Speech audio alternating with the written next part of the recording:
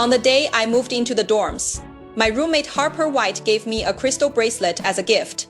But I immediately put that bracelet on her mother Grace White's wrist instead. In my previous life, Harper wanted to become the campus social queen and was determined to date 100 boyfriends during college. But no matter how chaotic her private life was, she never got pregnant. Meanwhile, I, who remained single the whole time, kept getting pregnant over and over again, only to miscarry repeatedly.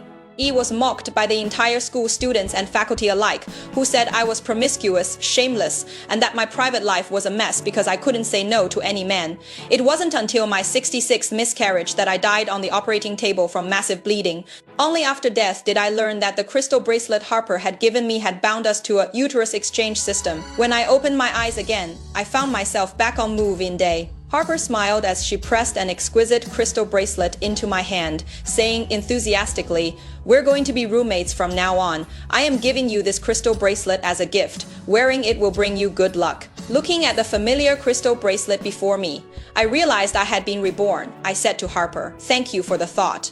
But this crystal bracelet looks expensive. We just met, and it is not appropriate for you to give such an expensive gift. I can't accept it." With that, I pushed the crystal bracelet back toward her. Harper and Grace were dressed very plainly and didn't look wealthy. Plus, there were 4 people in the dorm room.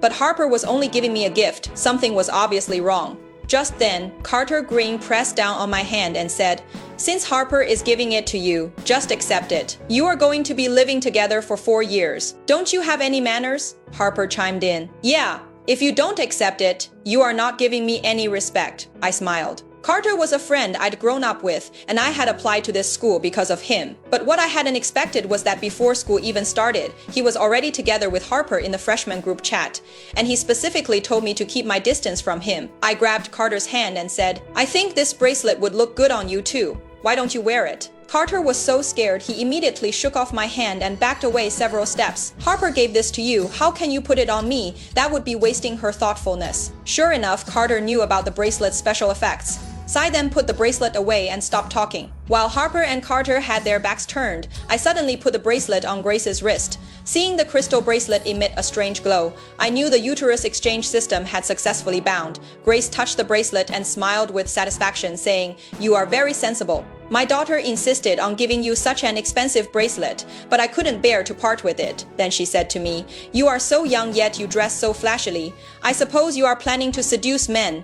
Don't lead my daughter astray in the future. I'll just take this bracelet back, and don't tell Harper about it so she won't throw a tantrum with me." I smiled and said, "Grace, don't worry. I definitely won't tell her." In my previous life, after I put on this crystal bracelet, I was forced to bind with Harper's uterus exchange system. She was determined to become the school's social queen and date a full 100 boyfriends. Harper often didn't return to the dorm at night, going on dates with different boyfriends to various places. But no matter how chaotic Harper's private life was, she never got pregnant. Instead, I, who remained single, kept getting mysteriously pregnant and then miscarrying. Before long, news of my frequent pregnancies and miscarriages spread throughout the entire school. Almost everyone who saw me would call me shameless. Even my classmates openly mocked me, calling me a woman who can't say no to any man. No matter how I tried to explain, no one believed me. Even the doctors at the hospital would shake their heads when they saw me. On said, "Young girls these days don't take care of their bodies at all. You don't even use protection. Are you treating your body like a joke?" Finally, during my 66th miscarriage, I hemorrhaged and died on the operating table. This time, I won't let Harper's scheme succeed. Let Grace bear the consequences of her daughter's mistakes. After completing the enrollment procedures, Harper volunteered to treat our entire dorm to dinner. At the dinner table, Harper lifted her head and proudly announced, "My goal is to become the most famous socialite on campus and date 100 boyfriends. Someone as charming as me should fully showcase my appeal throughout the university." My 2 other roommates and I all frowned. My roommate Luna Edwards, who had a very straightforward personality, asked, "What? That doesn't seem right. You are treating relationships like a game. And Carter is your boyfriend. Doesn't he mind you saying this right in front of him?" Before Harper could respond, Carter quickly defended her. "What do you know? This is called being open and free. I love Harper's carefree personality. It is absolutely captivating. Besides, I am Harper's steady boyfriend. Everyone else is just passing through. As long as Harper has me in her heart, what is there for me to mind?" After saying this, They held hands, gazed into each other's eyes, and smiled sweetly. My two other roommates and I exchanged glances and smiled too. However, we found these two people ridiculous. I shook my head. Carter had been smart and kind in high school. How had he become like this? I really didn't know why I had ever liked him. Afterward, Harper excitedly continued discussing her master plan. She said, "Our school has 8 departments, so I can date 10 guys from each department, then allocate some spots to people from off campus. If I could get involved with a few professors, that would be even better. How is that? My distribution is pretty fair, right? This way, everyone gets a chance to be with me." I knew there was no point in trying to talk her out of it, so I just kept nodding and praised her decision as brilliant. Luna couldn't help but remind her, "If you are going to date so many guys, you need to take proper precautions. If you accidentally get pregnant, that would be trouble, and abortion would be even more harmful to your body," Harper said dismissively. "I never use protection skin. Skin contact feels the best. Don't worry, I won't get pregnant." I pretended to be shocked and asked, "Why not? Do you have some kind of condition that prevents pregnancy?" Harper glared at me and said, "Don't talk nonsense. As long as I don't want to get pregnant, I won't. If I want to get pregnant, I naturally will, because I have a secret weapon." As she spoke, her eyes glanced toward my wrist. Seeing the crystal bracelet on my wrist, she revealed a smug smile. However, what Harper didn't know was that the bracelet on my wrist was a similar looking one I'd bought at the school gate. The real bracelet she had originally given me was now on Grace's wrist. That night, Harper didn't return to the dorm, and neither did Carter. The 3 of us remaining in the room had an unspoken understanding not to cover for her. When the teacher came for room checks, we didn't help conceal her absence either. At midnight, Harper posted a message in the freshman group chat. "The beds at the hotel near school are too hard, made my back and legs all sore." She also sent a photo of herself in a bathrobe, half reclining on the bed, with one shoulder exposed. Seeing this message, many guys started replying to her. "Are you posting photos like this at night because you don't want us to sleep? Are you really sore just because the bed is hard?" Once she'd gotten enough of a reaction, Harper sent another message. "Anyone who wants to date me can DM me directly." Harper got a warning from the school for not returning to the dorm at night. But Carter blamed me for not covering for Harper. He said to me, "You are roommates. What is wrong with helping her out? You are not jealous because I chose her over you, are you? Take a look at yourself in the mirror. What do you have that is better than Harper? What right do you have to be upset?" I ignored Carter, rolled my eyes, and went back to the dorm. Just 1 week into school, Harper had already gone through 3 boyfriends every day. When I came back from the library, I'd see her kissing different guys downstairs at the dorm building. Our classmates noticed this too. Some privately called her shameless, while others praised her as cool. A well-meaning girl in our class kindly reminded Harper, "This could make you sick easily. Girls need to take care of their bodies." Harper replied carelessly, "My body's fine. Don't worry about it." After hearing that, everyone kept quiet. She really wouldn't get sick. In my past life, all those gynecological diseases she got were transferred to me instead. I was constantly running to the hospital for treatment. In this life, I wonder if her dear mother Grace can handle those diseases. Over the next 2 weeks, Harper changed boyfriends every 3 days. She rarely spent nights in the dorm until one afternoon. Harper suddenly called me, "Charlotte, my mom's sick. Can you come to the hospital?" Charlotte Kim is my name. I figured this couldn't be an ordinary illness, so I had to go see. When I arrived at the hospital, both Harper and Carter looked extremely nervous. The first thing they did when they saw me was check if the crystal bracelet was still on my wrist. Only after seeing it securely on my hand did they breathe a sigh of relief. I pretended not to notice their strange behavior and asked, "What is wrong with Grace?" Harper sighed. "The doctor says my mom is 2 weeks pregnant, and she also has serious gynecological problems. The doctor said it is caused by too frequent sexual activity and poor hygiene." When my dad heard about this, he yelled at my mom and stormed off angrily. Whether this baby can be saved still needs more tests. I glanced at Grace on the hospital bed. She was happily stroking her belly, delighted about this new life. Harper seemed to suddenly think of something and nervously grabbed my arm. She asked, "Charlotte, have you been feeling unwell lately?" I nodded. "Actually, yes. I feel like I've gained quite a bit of weight recently, and my period has been delayed for a long time. Since I am at the hospital anyway, I'll get some medicine later." After hearing my words, Harper's shoulders visibly relaxed. I secretly smiled to myself. I had indeed gained weight recently, but that was because the small restaurants around campus were too delicious. My period wasn't delayed either.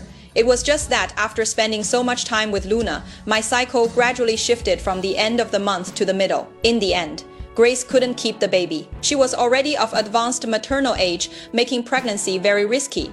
The doctor advised her to pay attention to hygiene and take protective measures, or it could lead to more serious consequences. But clearly, neither Harper nor Grace took the doctor's words to heart. Harper maintained her routine of switching boyfriends every 3 days. Since she rarely returned to the dorm, we barely crossed paths. 3 months later, Harper sent a message in our group chat.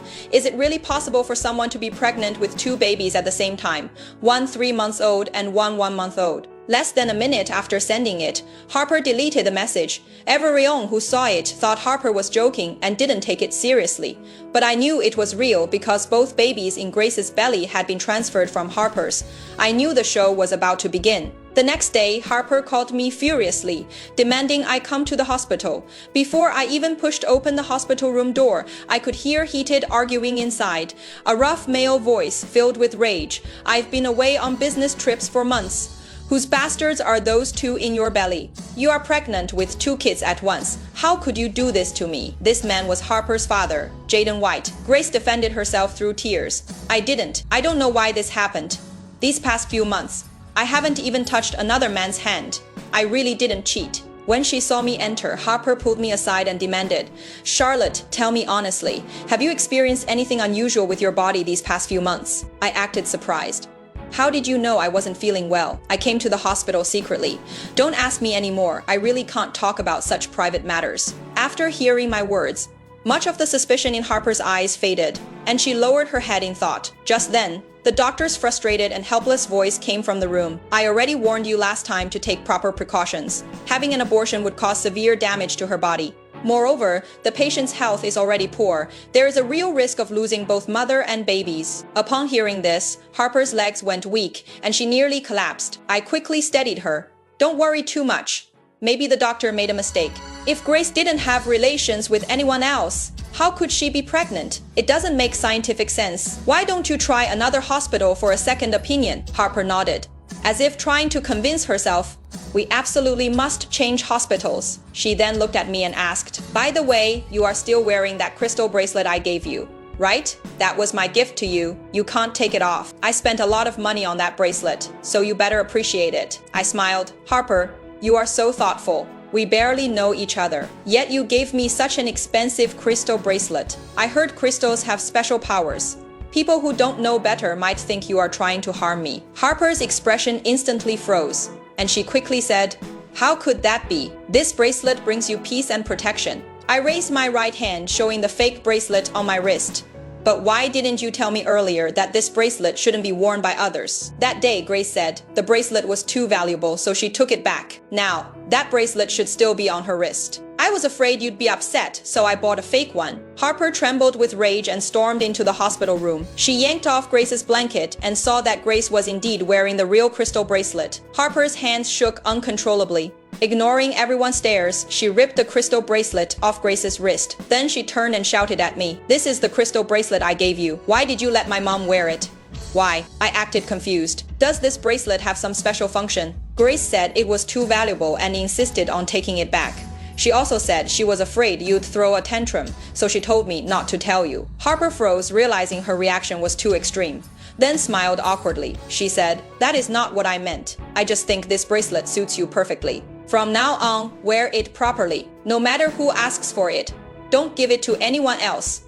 Okay, with that, Harper grabbed my hand and put the real bracelet back on my wrist. The crystal bracelet flashed with an almost invisible light. I was stunned. This bracelet actually had a secondary binding function.